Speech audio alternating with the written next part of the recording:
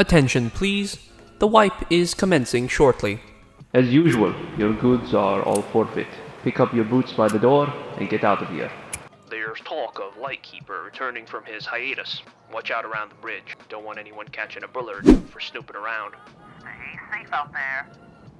And as always, welcome to Tarkov.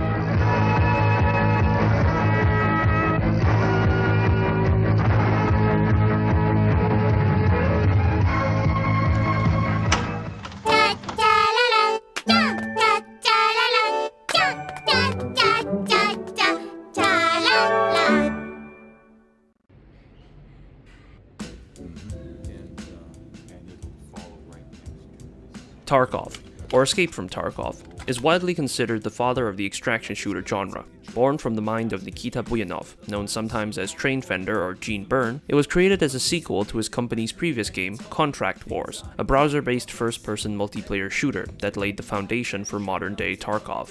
Now, Nikita has gone on record to say that he mostly came up with the idea himself, taking some inspiration from related works like Stalker, Deus Ex, and DayZ, among others. The game plays like a hardcore survival looter shooter. Your body has needs. You can only progress the various upgrades in your hideout and quests by fulfilling mundane objectives. In order to do these, you must loot, shoot, and scoot from as many matches as you can, as progress snowballs in accordance with your survival rate. The more quests you complete, the more guns, ammo, and other quality of life content unlocks, giving you a tangible feeling of progress as your arsenal improves. One of Tarkov's more alienating features is the Gamma container, a safe container that protects anything you store in it, and is 5 slots larger than the Alpha container, which is the container you receive when you purchase the base game. The package that includes the Gamma container is called Edge of Darkness. This package, which is upwards of $100 US, also more importantly provides you with the added bonus that Trader Affinity will all start at 0.1. Now that's comedy. Giving you a massive head start on leveling certain vendors like Peacekeeper, which dramatically decreases the time and effort needed to unlock usable NATO ammunition, a set of popular cartridges in the game. Players who do not have the luxury to spend so much time on an early access title will have to end up doing the quests, which at the beginning of a wipe cycle is nigh impossible, as you compete to do the same quests everyone else is doing as they try to stop you with bullets. This is where players run into the incentive walls, where you could spend 40 hours of your actual human lifespan doing the same quests every wipe, or spend $5 to buy cheats to trivialize them, or better still, buying an expensive maxed account, which has likely been hacked on, to play for however long it takes for you to get banned, either a day, a week, or months, rinse and repeat. I don't blame the cheaters. I certainly don't agree with their methods, but honestly, who would want to do this constantly? It just goes to show that Tarkov caters to a small, hardcore base, and casual users will either have to pay an exorbitant price to make their life easier and progress faster, or alternatively pay for cheats/cheaters to assist them. On the 25th of February 2023, YouTuber Goat published an analysis of the cheating situation after years of community debate, and from his findings, it was revealed that there was a significant amount more cheating than anyone had predicted. As many as 1 in 3 games featured a cheater, who, after seeing Goat wiggle with wall hacks, ironically offered their bona fides as brethren to live and let live. Fellow Tarkov enjoyer Luke, CTO of Linus Media Group, who was in the original video, proceeded onto the WAN show and promoted it.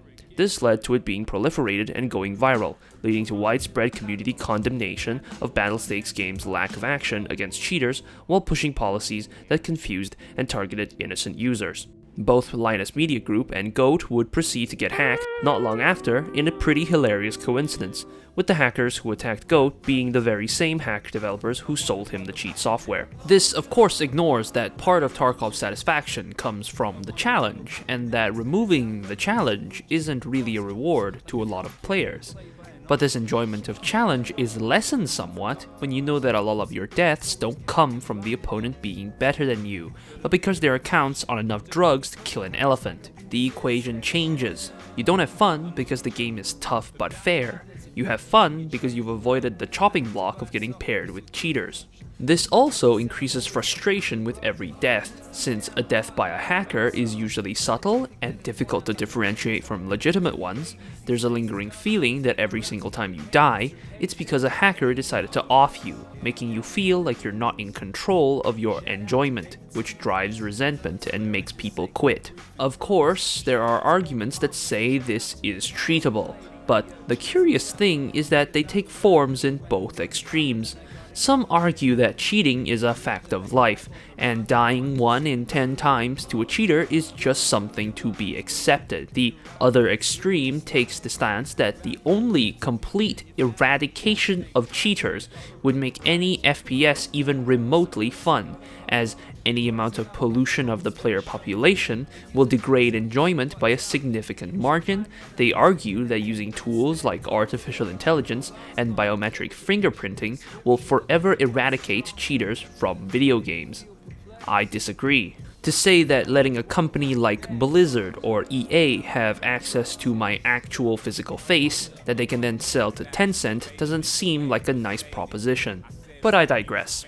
Tarkov has started to combat cheaters publicly, and whether this is a legitimate attempt to improve the health and quality of matches, or a cynical marketing attempt to make the conversation go away, the effect is clear, and people have largely already moved on. Put a sock in it. No one cares. What I do want to talk about is the effect the game's existing mechanics change how people play, from the introduction of found in raid items to the insane difficulty spikes in quests in order to unlock newer content.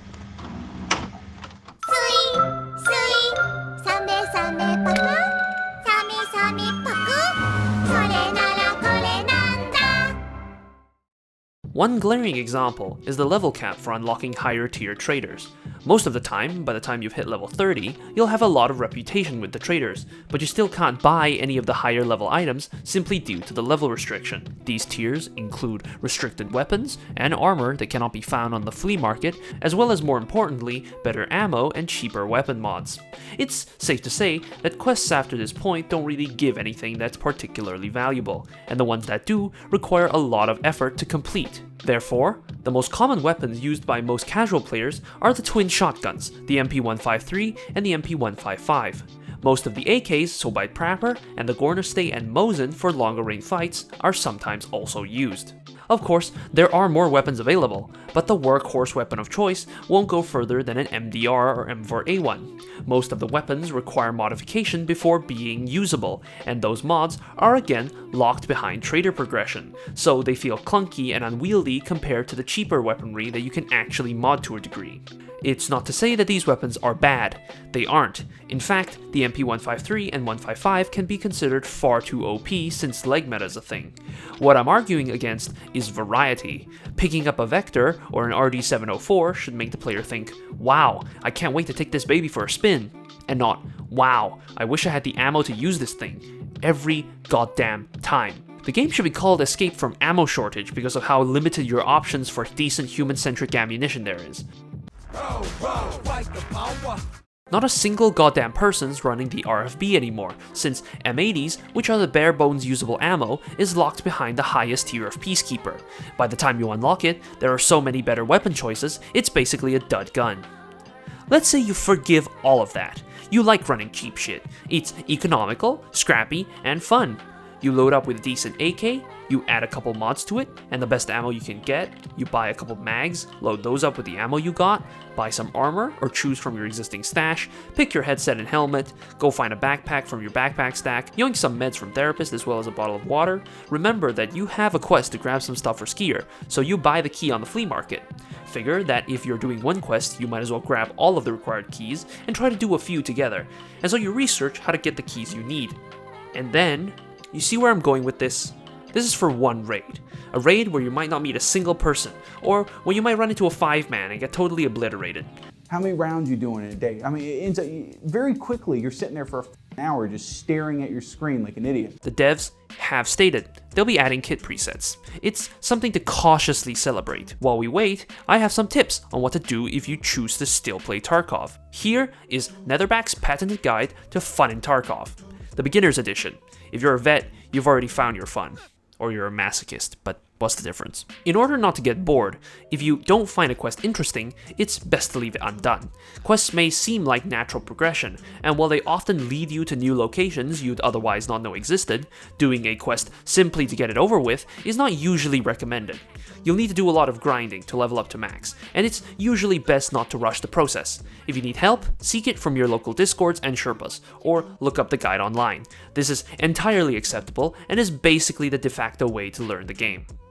Starting out, don't worry about what to bring out. You'll mostly be taking on the challenge of killing the AI scavs that roam around. Get any armor you can afford and any gun you feel like trying out, because chances are you'll gravitate towards a specific playstyle and eventually solidify your personal meta.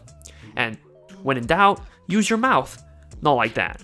What I mean is, speak. VoIP usually calms people down in Tarkov, so if you really are unsure if you can take on an enemy player, or are simply trying to make friends, VoIP and ask. You'll be surprised at the kind of people that respond. And lastly, remember to move. Getting acquainted with the map and the citizens that roam within it is important, and more importantly, makes you avoid the trap of being too fearful to move on from any location. Most Tarkov players are on high alert, so they're expecting enemies, and will clear areas to the best of their abilities. Prevention by moving around and avoiding each other is the best way to avoid conflict. I personally recommend avoiding fights, simply because there are plenty of places where you can go to enjoy a good gunfight. Dorms, resort, the entirety of factory, these are all places well trafficked. You want to avoid the fights you can, so when the time comes, you can go all out. This seems like deja vu for some reason. Anyway, I'm off to enjoy Honkai Star Rail. See you guys in the stars. Toodles. I like this. This is cute. I want this inside of me.